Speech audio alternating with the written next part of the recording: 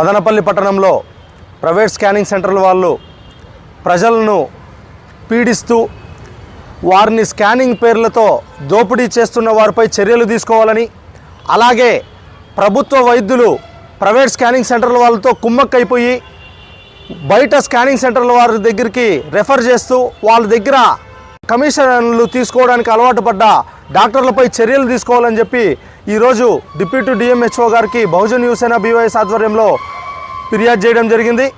ఈ సందర్భంగా మదనపల్లి పట్టణంలో ప్రైవేట్ స్కానింగ్ సెంటర్ వాళ్ళు అందరూ కలిసి వాళ్ళు ఒక టీముగా కమిటీగా ఏర్పాటు అయిపోయి ప్రభుత్వ నియమ నిబంధనలను వేటిని కూడా లెక్క చేయకుండా, ప్రభుత్వం నియమించిన ధరలను ఎక్కడ కూడా లెక్క చేయకుండా వాళ్ళకు ఇష్టం వచ్చినట్టు కార్పొరేట్ స్టైల్లో వేల రూపాయలు స్కానింగ్ రూపంలో ప్రజల దగ్గర దోచుకోవడం జరుగుతుంది.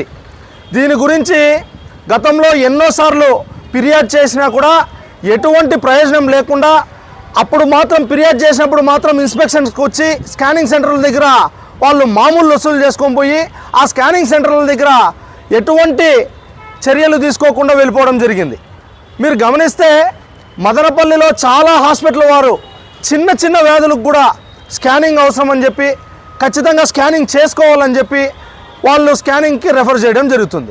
ఇంకేం చేయలేక డాక్టర్లు చెప్పారని చెప్పి వాళ్ళకున్న భయము, వాళ్ళని కాపాడుకోవాలనుకున్న ఆశతో ఏం చేయలేని పరిస్థితి అప్పు చేసో సప్పు చేసో స్కానింగ్ సెంటర్ల దగ్గరికి పోవడం జరుగుతుంది. దాన్ని ఆసరాగా తీసుకొని ప్రజల భయాన్ని ఆశను ఆసరాగా తీసుకొని స్కానింగ్ సెంటర్ల వాళ్ళు వేల రూపాయలు వసూలు చేస్తున్నారు. దీనిపైన ప్రభుత్వం వారు కానీ ఉన్నతాధికారులు కానీ ఎందుకు చర్యలు తీసుకోవడం లేదు? మరొక పక్క ప్రైవేట్ ఆసుపత్రుల్లో చాలా వరకు ఇలా ఉంటే ప్రభుత్వ ఆసుపత్రికి వస్తే ప్రభుత్వ ఆసుపత్రిలో ఇంకా చాలా ఘోరం. సాధారణంగా ప్రభుత్వ ఆసుపత్రికి ఎవరు వస్తారండి? కొద్దిగా బీదా సాదావారు, మిడిల్ క్లాస్ వాళ్ళు వస్తారు. ఎందుకు వస్తారు? బయట కార్పొరేట్ ఆసుపత్రుల్లో చూపించుకోవడానికి వాళ్ళ ఆర్థిక స్తోమత సరిపోక ప్రభుత్వ ఆసుపత్రుల్లో ట్రీట్మెంట్ కోసం వస్తారు.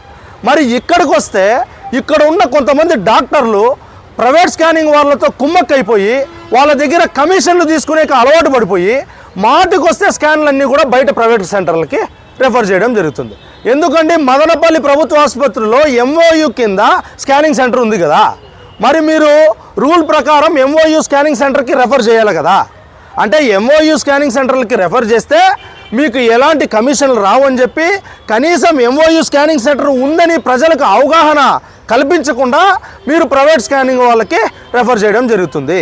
అంటే సాధారణంగా ఎంఓయు స్కానింగ్ సెంటర్లు ఎందుకు పెడతారంటే రేషన్ కార్డు ఉన్న వారికి కానీ పేద ప్రజలకు కానీ ఆ స్కానింగ్ సెంటర్లో బయట వేల రూపాయలు పెట్టలేని వాళ్ళు ఇక్కడ వాళ్ళకి ఫ్రీగా స్కానింగ్లు జరుగుతాయి, లేకపోతే చాలా తక్కువ 200-300 రూపాయలు కడితే స్కానింగ్లు జరుగుతాయని అంత మంచి ఉద్దేశంతో ఎంఓయు సెంటర్లు పెట్టడం జరిగింది.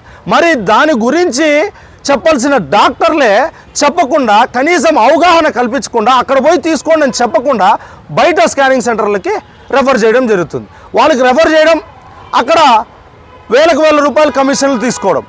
మీరు డాక్టర్ వృత్తిలో ఉండి ప్రజల్ని కాపాడాల్సింది పోయి దేవుడిగా భావించే ప్రజలు మిమ్మల్ని దేవుడిగా భావిస్తారు.